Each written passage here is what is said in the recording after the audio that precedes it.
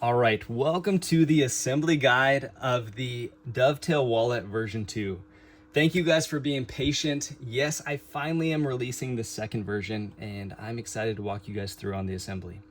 Things that you will need for this build. You will need everything you find for the Dovetail wallet. There are more print profiles there, check them out. Different ones have different assemblies, but they all will follow the same pattern. What you will find is in this first assembly, you will need 4 screws. 2 of them are M3 by 10 millimeter. 2 of them are M3 by 8 millimeter. You will also need a nut for that. This is an M3 nut. Now, here's the thing. There is a printable one of these that has a nut built in.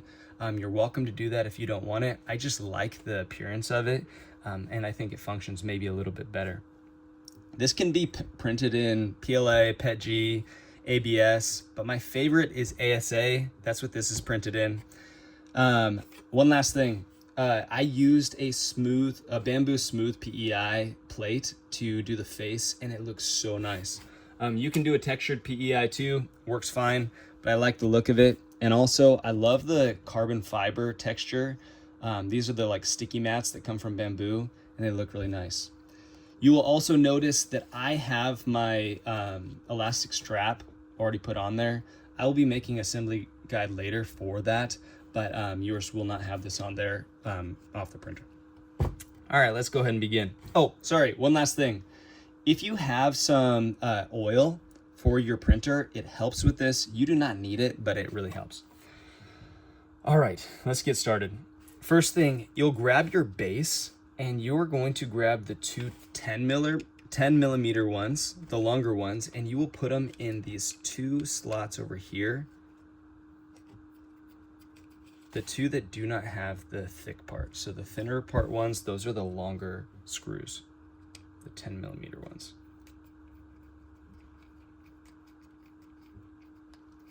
You're gonna sink them in about halfway. Now go ahead and put the 8 millimeter screws on the other side. You might need a screwdriver for this.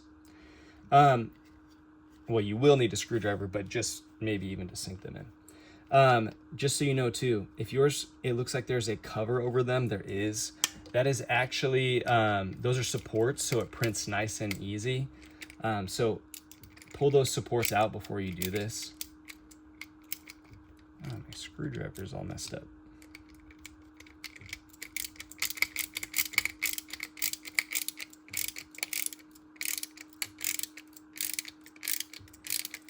All right, next you are going to grab, oh, I already have it in there, I'm sorry. You do need a spring for this as well. The size of spring I put in the description. You could probably use one out of a pen as well. Or if you don't want one, you don't even have to have it in there. So the spring goes in like that. You are going to push this part in. I redesigned that so it does not bunch up anymore. And then you'll clip it in up top here. Next, you're gonna throw your faceplate. Oh, actually, forgot the gear. You're gonna put your little winged gear. Now the curved part goes up and you want it to be all the way down like this. Yes, it looks like it's going into negative space, it should. That helps it from springing up and launching the cards. So in the redesign, that's what's going on there. And here's where I recommend you put a dab of oil. Now, this is not required, and in fact, I would be very sparing with this. I would put just a dab of oil on those gears right there. Maybe work it in and then wipe it up afterward. You can work it in like that, and that's how the design works, actually. And you can see how smooth that mechanism is. Now next, you're gonna put your faceplate over the top. Try to line up those screws before you get going. And I'm gonna switch over to power tools. This screw right here for the trigger, don't make it too tight, otherwise you will not be able to use your trigger. Do the one with the gear last.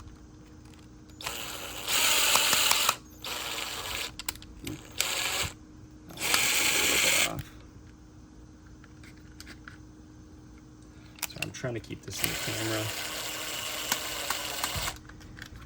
And then this one as well. If you were using power tools, be very careful. If you were screwing metal into plastic, which does not always work out, so be very careful. I recommend hand tools. Lastly, you'll see my trigger's working well, but so that means that this one is plenty snug. Like I said, don't make that one too tight.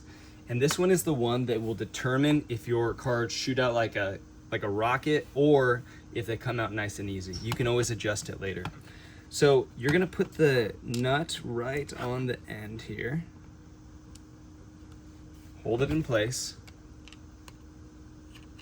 And actually it might help to make that almost flush so it can catch.